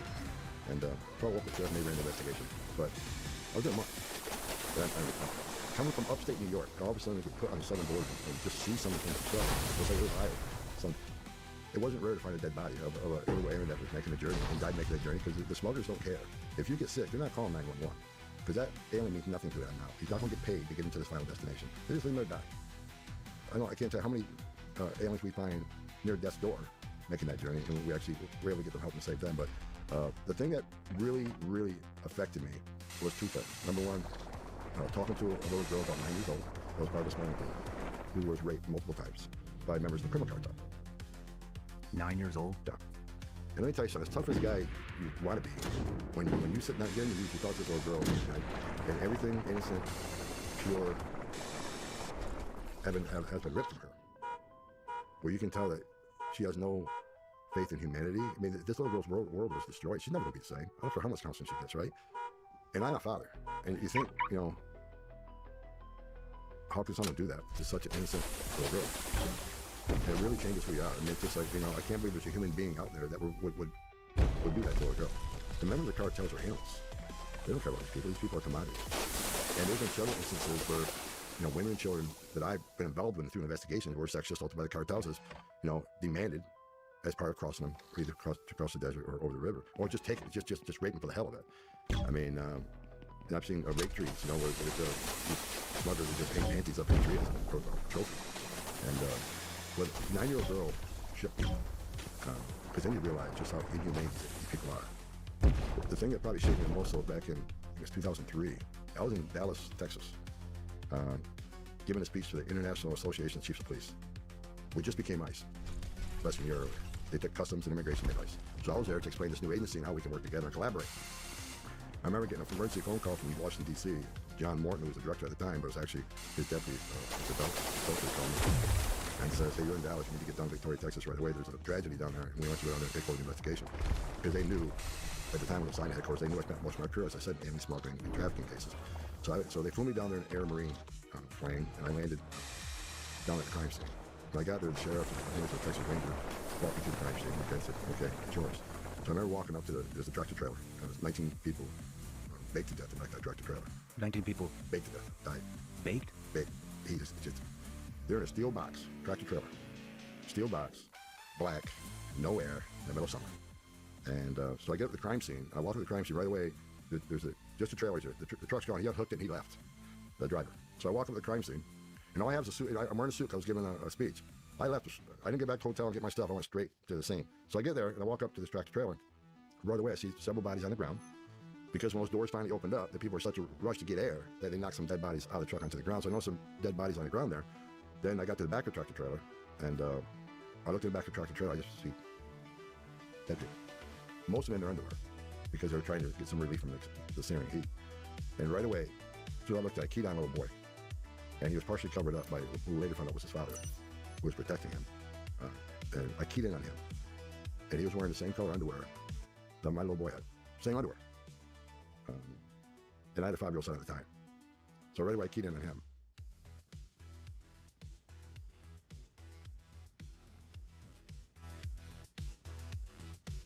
So we had, so I took over the investigation. U.S. Attorney Houston flew in, and a helicopter came to the crime scene. But that's when I was processing the crime scene, we had a guy taking pictures. And I was telling him to take all these pictures, all I needed. But I told him that we would do the boy last. And mainly because I couldn't handle it at the time. So we processed the crime scene, and I testified to this. And I got angry when the testimony was someone claimed I didn't care about dying children. He should have worn my shoes. I've seen a lot of dying children, dead children in my career. So when we got to the child, I knelt down beside him, I put my hand on him, and I said a prayer. Because I knew, based on the years I've done alien smart investigations, what a horrible, horrible death this child went through. A big death. And after the crime scene photos, first investigation, where I'm there on the ground, they had life closing, because again, I came up with clothes on my back. But through the investigation, we found out the little boy was the first one to die. And the witnesses that survived said that little boy begged his father not to let him die. The little boy knew he was dying. Begged his father, please don't let me die. I want to see mom again. I want to see my mom. And when you hear the testimony from the surviving witnesses, it just tore you up. How this child, like no 5-year-old should have to beg for his life. No 5-year-old should be taken to death in a black box. They got 175 degrees, they said. And he was the first one to die, and his father died on top of him. Because some of the witnesses were saying that some of the members of the group back there talked about tearing the boy apart and putting him out through there's brake lights. They busted out trying to get some air. And there's some talk about maybe we put parts of the boy out there to draw attention to our problem. That never got fully vetted because some witnesses said it didn't happen. But his father did die on top of his child. And it just hug him. When you think about it, I don't think about ripped this boy apart. That was testimony from a couple of the people. Now a couple people said that wasn't true, but there's a reason. The father was over the top of him, like this. We asked why. Anyway, John was the first one to die. And so many people were starting to die. And there's so many people back in the tractor trailer, they're dying standing up and trying to find a place to fall. And like I said, we got the crime scene, most of them in underwear, trying to get somebody to pay. So through that investigation, the first couple of weeks, I'm listening to his testimony. And I just don't think about, okay, that child died. I'm thinking about how he died. What his last 2 hours were. What was his last hour like? His father couldn't help him. His father got put in that position. Begging his father to help. His father can't. They're in a steel box, locked in a steel box. No air in there. The air compressor turned off. And information was turned off because he wanted to draw attention to the truck. And when the truck's empty, going through a checkpoint. The air conditioning on, that means you got something back there. So there's a lot of testimony from a lot of different witnesses saying a lot of different things, but the way that child died, and I didn't sleep for a week. I'm a pretty tough guy, but that affected me. But I had a 5-year-old son at the time. You started thinking about, why is my son lucky and the child wasn't? Why is my son one of the greatest nation on earth and this child wasn't? And so, and I've been honest about that. After we put all 14 more people in jail, anybody involved, they're in prison. And we shut that investigation down pretty quick for a lot of people in prison. And after the investigation was done, I had to go to hell. I couldn't sleep. Just the image of this little boy, how he suffered. I had sons the same age. That affected me more than him. Because I realized that didn't have to happen. If we had a secure border, that little child wouldn't have died. And that's why for the last 4 years, that's one of the reasons I wake up every pissed off. I knew when they open this border up, more kids are going to die, more women and children will get sexually assaulted, more Americans are going to die for fentanyl, and other drugs going to cross that border. Sex trafficking is going to increase tenfold. So I woke up every day for 4 years and I woke up, and actually I woke up just mad that Joe Biden's the first president in the history of this nation who came into office and unsecured the border on purpose. There wasn't mismanagement. There wasn't incompetence. He knew exactly what he was doing. I wrote an op-ed, FoxNews.com, about 6 months before the election. I said, if Joe Biden becomes president, we lose the border. Just based on what he was saying. Put a moratorium on deportation. We're going to end ICE detention. I'm going to word amnesty. I'm going to word DACA. I'm going to give free health care to illegal aliens. You make that type of promise to the entire world, they're going to come to the greatest nation on earth. So I knew what was going to happen. And I knew every morning I woke up. And for 4 years, I go out and give speeches. And I tell people, I'd be 7, 8 o'clock at night, I had a great dinner, banquet, and I give them a speech. And I told everybody, great night, isn't it? Let me tell you about the border. Tonight, while we're sitting there eating this meal, women are being raped as part of feet across that border. And the child's going to die tonight, whether at the hands of the cartel or drawn on the river. I've been on the river and watched Border Patrol agents give CPR to babies. Last year, I made a trip down to Brooks County for a ride-along. This is before President Trump was back in office. Where's Brooks County? In Texas. Sheriff Benny Martinez. I sat in his office. He has like 6 deputies. He told me every deputy is doing immigration work 24/7. They're not even deputies. They're out there looking for dead bodies. At the time, he had over 100 dead bodies found in this county of aliens that died making a train, just died. So his troopers, his deputies were out there every day finding dead bodies. I was with him for 4 hours. We found 2. Then talked to a doctor down there who told me this story. Now, I didn't see it. I just told this story. Mother and father and a child, a 22-month-old little girl from an African nation is crossing the border, coming across the river. Smugglers, the animals they are, they bring them across on a boat. Border Patrol starts approaching them. So what do the smugglers do? They throw the family in the water. Can't swim because they know Border Patrol's going to go rescue this family and then get away. So Border Patrol ran in and rescued them. They thought they rescued them, but the little girl later died at the hospital. And the doctor shared with me that the little girl, through her postmortem, was assaulted in every little opening of her body, as required by one of the 6 cartel members. All these things I see and hear about. That story came to me. I did see it. That story came to me. But it doesn't surprise me because it's stuff like the 9-year-old girl I talked about. The tractor trailer. The driver of that tractor trailer knew these people couldn't breathe. They knew there weren't water back there. And what did he do? He just unhooked the trailer and left because they were dying. And through testimony, he was calling the smuggler, complaining they're tearing his truck apart because they tore the lights out and tried to get air in there. These people are ruthless. So for 4 years, I wake up pissed off. I knew this stuff's going to fire up again at a record pace, and it did. Look at the numbers, like 4,000 aliens that died making the journey on Joe Biden. Quarter million Americans died from fentanyl coming across the open border under Biden. Sex trafficking of women and children skyrocketed. Number of people on the terrorist watch list. Record historic numbers came across that border. They arrested 400 of them. You got 2.2 million gotaways. How many of them came from countries sponsoring terror? How many of them were sex trafficking women and children? How many of them were carrying fentanyl? So for 4 years, I was waking up every day pissed off. Damn. Did you say 22 months? 22 months old. And this is pretty common. Once too many. But it didn't surprise me a bit. It turned your stomach. I mean, this other doctor we got down there, he has a big old ranch. He finds dead bodies all the time. He found a young female that was never left of her body. Her panties were down to her ankles. Her ankle was broken. But he says he's seen before us, after this young girl got raped, they break her ankle so she can't go seek help. She dies there. He had a picture of a 12-year-old little boy. They went over the fence of his property. This little boy obviously didn't make it. He died right near the fence line. So he's kind of crawled up next to the fence. I mean, I've seen a lot of death, but I've also talked to a lot of people who took pictures of dead bodies on the property. And I've done alien smuggling investigations for a long time. I've heard so much testimony from people that victimized. I mean, Operation, Ice Storm, Phoenix, Arizona. After I finished that Victoria operation with 14 aliens, then they sent me to Phoenix, Arizona to run Operation Ice Storm. We got smugglers groups ripping each other off. Because when you get a load of 25 people, they're worth a lot of money. So you have alien smuggling groups doing rips of each other. They find out where the load house is, they go armed, they take this group. There's a shootout on the highway down there because one group was stolen another group's load of people. Bodies were piling up there a couple times. Aliens couldn't pay their smuggling fees, they torture them. They call relatives up and say, you owe us $10,000. Well, no, we said it was $5,000. Well, now it's 10. Either pay it or we'll kill them. And they would. Those relatives, they call up on the phone, they tortured the guy where a relative listened. Jeez. One brave lady came, she actually contacted ICE and said, they're holding, I think it was her brother, demanding all this money, I can't afford to pay him, they said they're going to kill him. Luckily, we did what we do with phones. They would go to that place, and that guy was hog-tied, hands and feet behind him, with duct tape. His whole head and face were duct tape, except a whole pulp in his mouth so he can breathe. That's the way we found him. So, these cartels are ruthless. So for 4 years, I woke up, I knew that this was going to happen every day now. And because this administration is supposed to open that door. Why do you think they open the border up? I think that's it all the time. I think there's some people that just don't believe in borders. They think we should have open borders. I actually think they solve future political benefit. Obviously. Because when President Biden signed over 90 executive orders destroying everything that President Trump did in Trump 45, he also overturned the Trump census rule, which means the millions of people they release in the United States, they'll become the next census, most of them sanctuary cities, which means what? When they proportionate seats in the House, means more seats in the House. And also I think the future Democratic voters. Because here's the long game they're playing. No one talks about this. This is the long game they're playing. They're playing the long game. They're smart at it. Overwhelm the system. Let's bring 10.5 million encounters to the border. Release them without proper vetting. Because all they care about is the obvious. If there's no overcrowding, there's nothing to see. If there's no overcrowding, we can say the border's secure, which they did. Border Patrol agents were ordered. Process quickly, release quickly. Because if there's no overcrowding, there's nothing to see here. So of course they weren't vetted out. Didn't have time for that. Why did they release millions of people into the United States rather than putting them in an empty ICE bed? An ICE bed owned by ICE, contract by ICE, at $127 a night. Why did they not fill that bed? But they'd rather release them to an NGO, get put in a hotel room at $500 a day. Get 3 free meals a day, get free medical care, and not only that, they get flown to the city, their choice. They say they want to go, we flew them by administration. Put them in a hotel room, $500 a night, give them 3 meals a day, free medical care.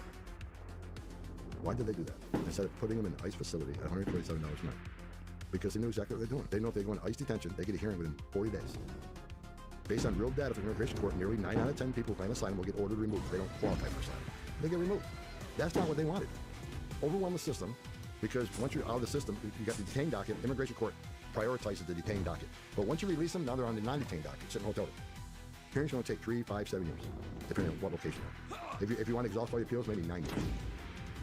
They overwhelm the system because they know it's going to take years to get these people through the process. And what happens then? They're hoping for a Democratic administration. Now you get more amnesty. They're playing the long game. They overwhelm the system on purpose. They did not detain them on purpose.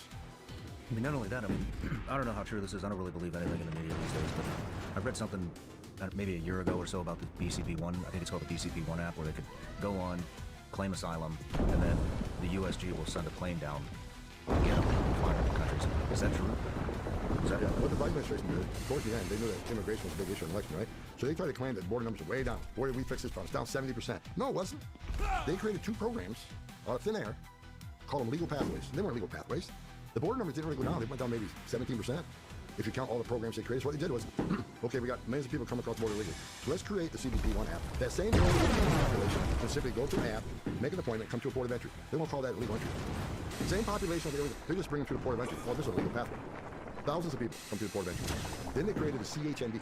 Cuba, Haiti, Nicaragua, Venezuela. If you're from those 4 countries, we're going to fly you straight into our airport. You don't even have to go to the border. We'll fly you straight into our major airports in the United States. 30,000 a month of those.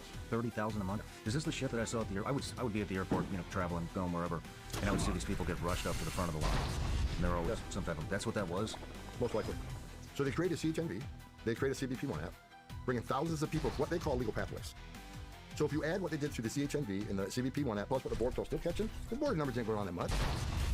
They lied to the American people. They kept saying the border's secure, looking the numbers down. You just created 2 buckets that you call legal pathways and border numbers went down. So they lied to the American people. They lied about the secure border. They lied that it's going to take congressional action to fix the border. It only took a new president. And so again, I wake up every day 4 years pissed off. I think the first morning I woke up not pissed off was the morning after the election. So I was in Florida, down at the event, and Mar-a-Lago when the election came in. And that next morning I woke up and I said, all right, things are about to change. Lives are about to be saved. So that's probably the first day I woke up knowing that things are going to change. But for 4 years, I knew, because all my time I spent on that border, I knew what was happening every night. I knew when I laid my head in that pillow every night, a child was going to die. Women are being raped. Cartels are moving record amounts of drugs in this country. Sex trafficking is going to skyrocket, and it did. Every night, I laid there and knew what was happening. Maybe it's, all the years I spent down there, but I take that personal. Because of the tragedies I've seen, I don't want to see that stuff ever happen again. Damn. How did you get approached to take borders are?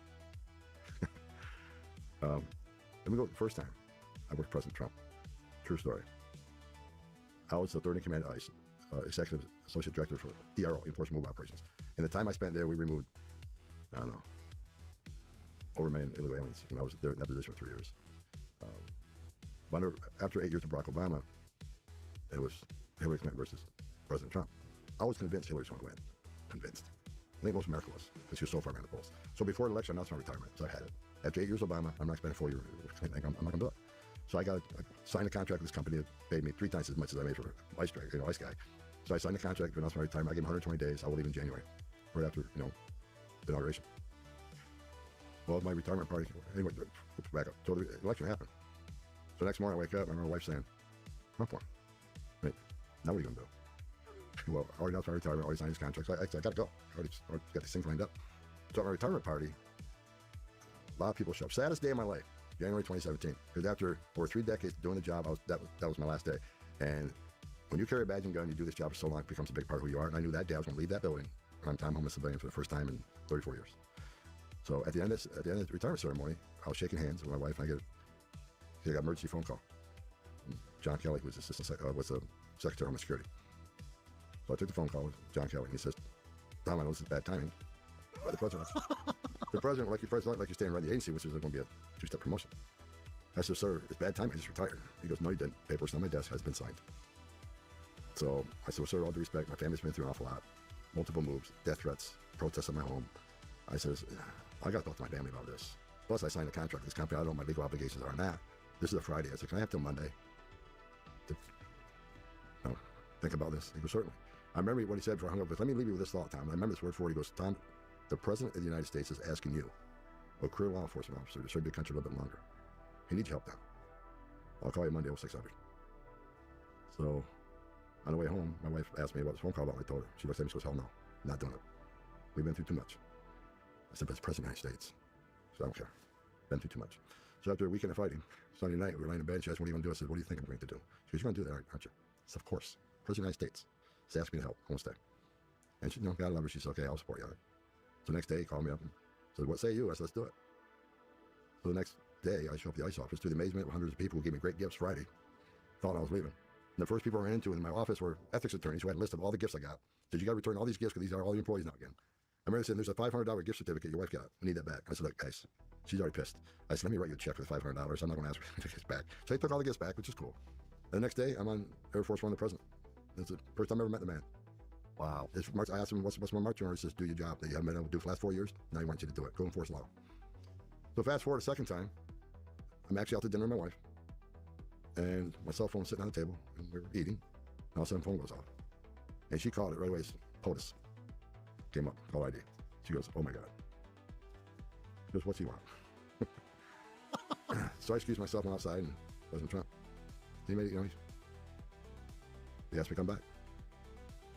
It's done. Back fast. Done. I woke up 4 years pissed off. He might say, you've been bitching about it for 4 years. Want to come back fix it? She's damn right I do. So I took it, came back and sat down. My wife says, did you? Yeah.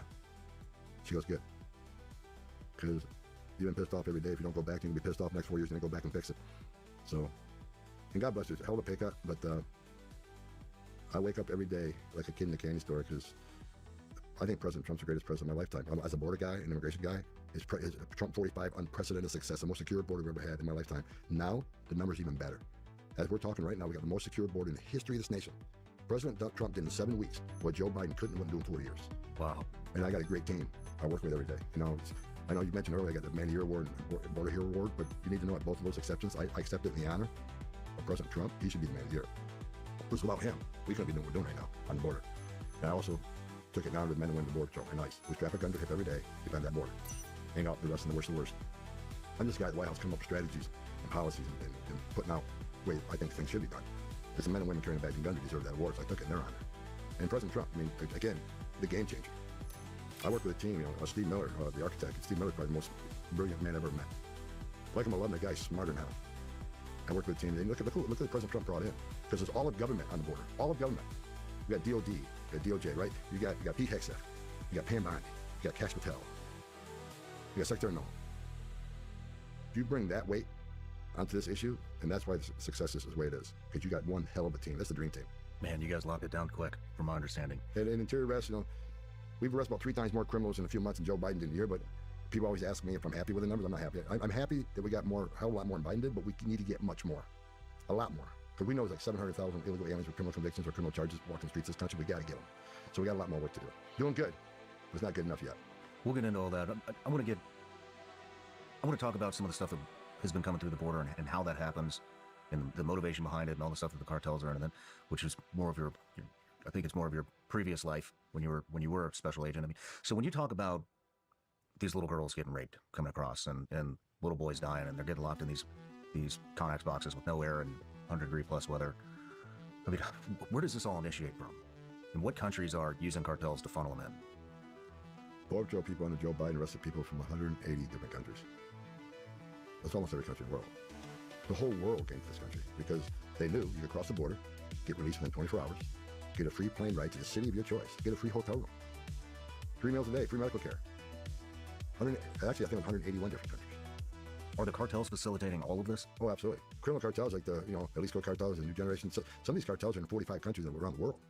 They're in 45 countries? Some of these criminal cartels, absolutely. Like the Chinese. Record number of Chinese came across. There's no way tens of thousands of Chinese nationals left China and got to the United States without the coordination of the Chinese government. It doesn't happen. Chinese organized crime. Same with Venezuela. But once you get to Mexico, the criminal cartels, they have operations they had operational control of the southern border. No one's crossing the southern border of the United States without paying the criminal cartels or plaza fees at a minimum. Because you go through their area of operation, you either pay the fees or they'll kill you. So they had operational control of the southern border. Matter of fact, under Biden, I talked to numerous border patrol chiefs who would tell you that we no longer have operational control of the southern border. Criminal cartels do. They decide what's coming across, when it's coming across, where it's coming across. I talked to one chief patrol agent who used the term to me, broken arrow. So, dude, that's over the top. He goes, no, listen, I'm maybe catching 10% what's coming across that border. Because I am overwhelmed. Groups are coming across every day that I can't go. The 2.2 million gotaways under Joe Biden. 2.2 million known gotaways. These are people captured on video, drone traffic, sensor traffic, or foot traffic that Border Patrol counted that they couldn't respond to because they're too busy changing diapers, making baby formula, making hospital runs, making airport runs, dealing with that humanitarian crisis. 2.2 that we know about. Now, there's areas of the border like Big Bend sector, very mountainous region.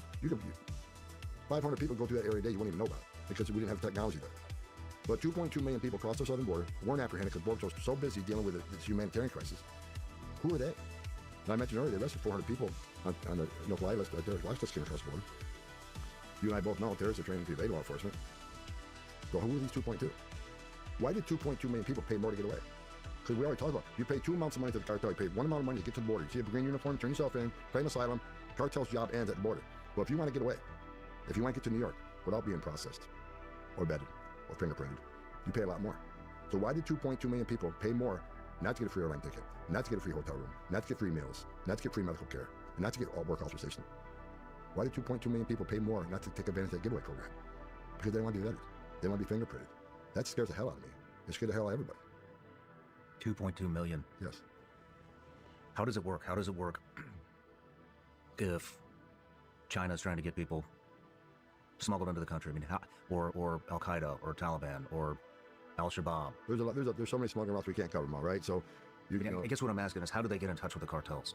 Cartels they got their tentacles reach into many major nations. It's like Mexico.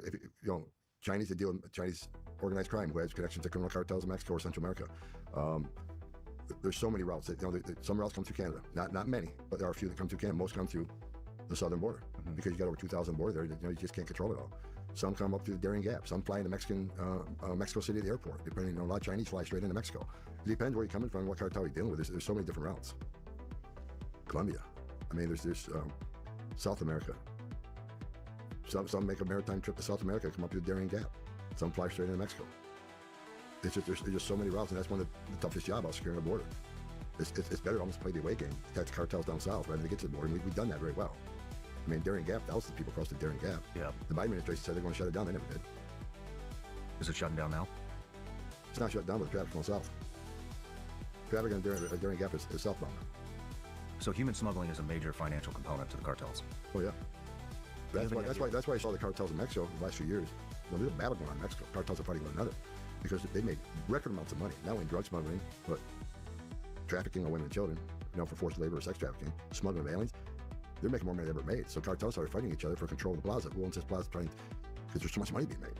And that's one of the things, I said from the beginning that President Trump will end up wiping the cartels off the face of the earth.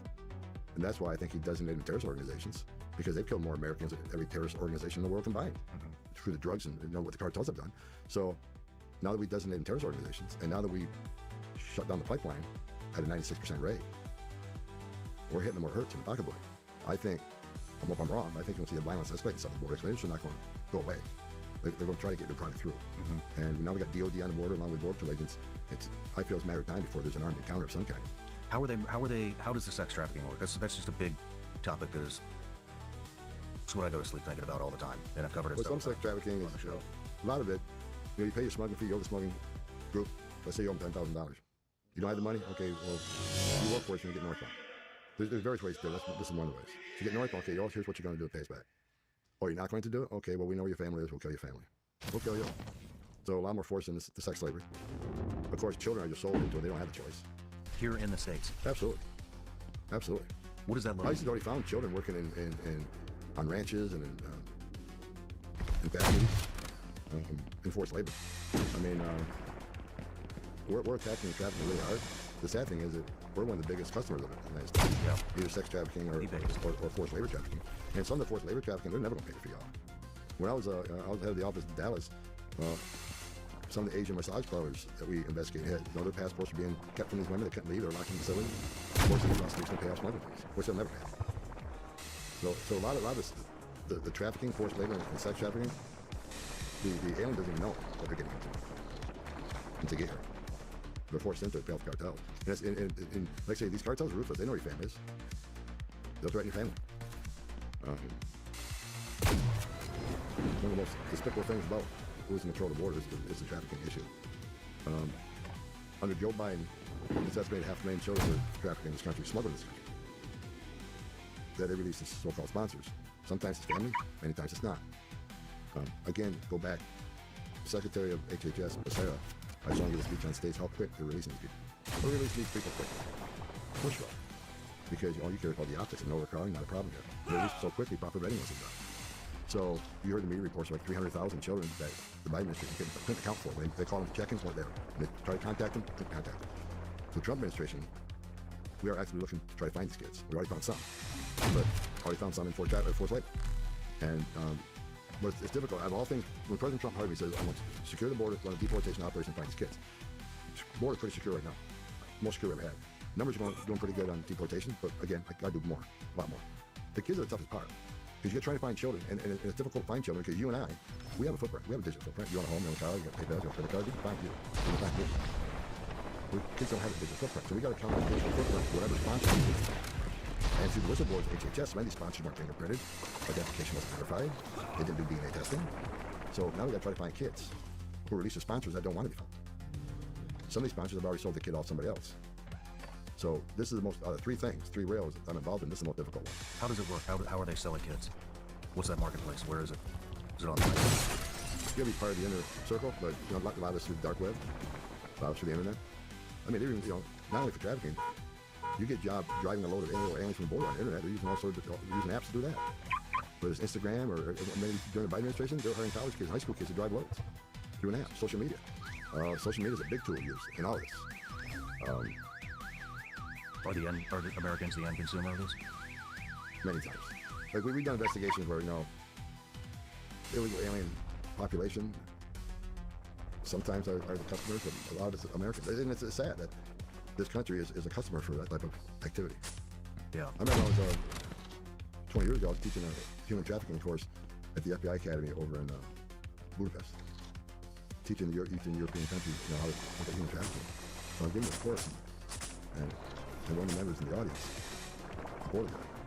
Because there's like several languages being spoken, so we had interpreters on that. He raised his hand and asked me a question. And it's a true story. This is, how come you're here teaching about human trafficking when the United States is the biggest consumer of it? If you weren't the biggest consumer, you wouldn't need to be here training us.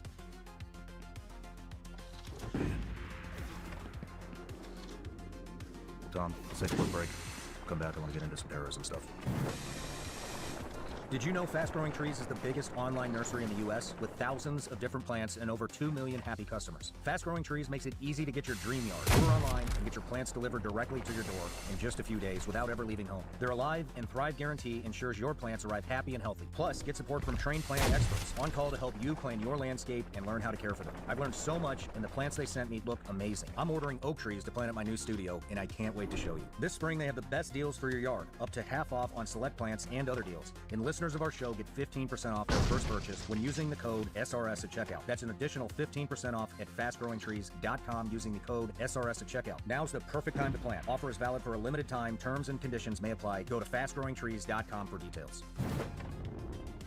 If you're a homeowner, you need to listen to this. When's the last time you checked on your home title? That's the legal proof that you own your house. If you're like me, the answer is never. The problem is, in today's AI and cyber world, scammers are stealing home titles, and your equity is the target. Here's how it works. Criminals forge your signature on one document. Use a fake notary stamp, pay a small fee with your county, and boom, your home title has been transferred out of your name. Then, they take out loans using your equity or even sell your property. You won't even know it's happened until you get a collection or foreclosure notice. That's why you need to stop what you're doing and find out today if you're already a victim. Use promo code SRS at HomeTitleLock.com to make sure your title is in your name. You'll also get a free title history report plus a free 14-day trial of their $1 million triple lock protection. That's 24/7 monitoring of your title, urgent alerts to any changes, and if fraud should happen, they'll spend up to $1 million to fix it. Go to HomeTitleLock.com now. Use promo code SRS. That's HomeTitleLock.com, promo code SRS. All right, Tom, we're back from the break. We just kind of covered human trafficking. I wanted to, a big topic that we cover here is terrorism.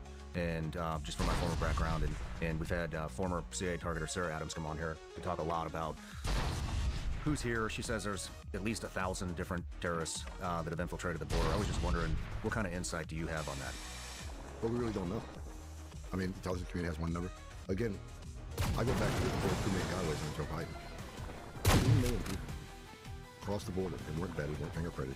And like I said earlier, criminal cartels in Mexico control the border. If you don't cross the border, I'll pay them off for working through them. So why did 2 million people pay more to get away? It scares the hell out of me. You look at the numbers, under Trump 45, I think we arrested, in 4 years, we arrested a total of 13 people on terrorist watch lists. 13. By administration, they'll get more than 13 a day some days. So, on top of building, terrorist organizations. But now, as you know, President Trump just declared MS-13 and TGE turned Venezuela terrorist organizations. And I pushed for the criminal cartels to be designated terrorists. Again, wasn't my decision, but I've been talking about this for years. President Trump did it. I think it's the right thing to do. A lot of people say, well, how do you consider them terrorists?